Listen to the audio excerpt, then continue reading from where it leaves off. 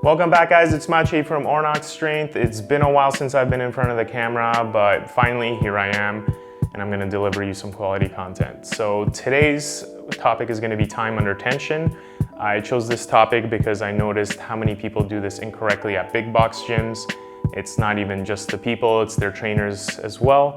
I think this is a big problem because big box gyms are kind of the intro to people's exercise.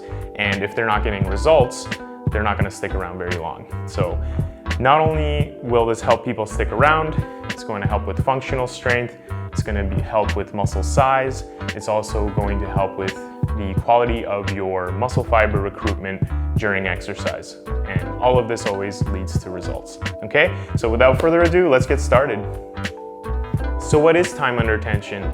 Time under tension is the amount of time that your muscles are under tension during a given exercise. That seems pretty straightforward. Well, first we have to understand what tempo is and the three types of contractions that happen during the three phases of a given exercise or lift. So the first contraction we're going to talk about is the eccentric contraction. This would be, simply put, the lowering of the weight. So in our example with the squat, that would be the first phase, which is lowering yourself down to the bottom position. The second contraction is called an isometric contraction.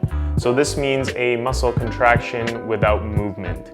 So this would be like a pause during a given exercise. So when going back to the squat, this would be doing a pause in the very bottom position. And our last and third contraction would be the concentric contraction, and this is the actual lifting or overcoming the weight.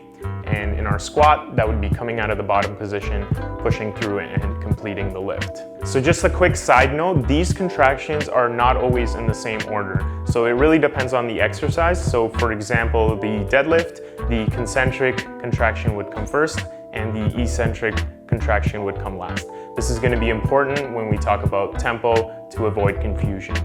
So tempo represents the actual amount of time in seconds spent executing a particular exercise.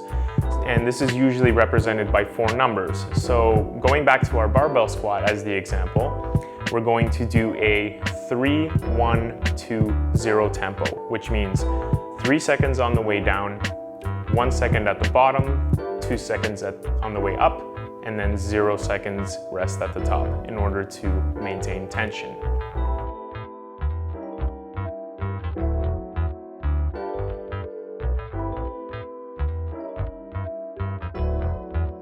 So here we have an example of a barbell curl performed by a beginner at a tempo of 1-0-1-0, and adjacent to him, the enlightened beginner using a 3-0-2-0 tempo. Now compare the total times these muscles spend under tension as the result. So the enlightened beginner will have significantly better results just based on the time under tension and quality of their repetitions.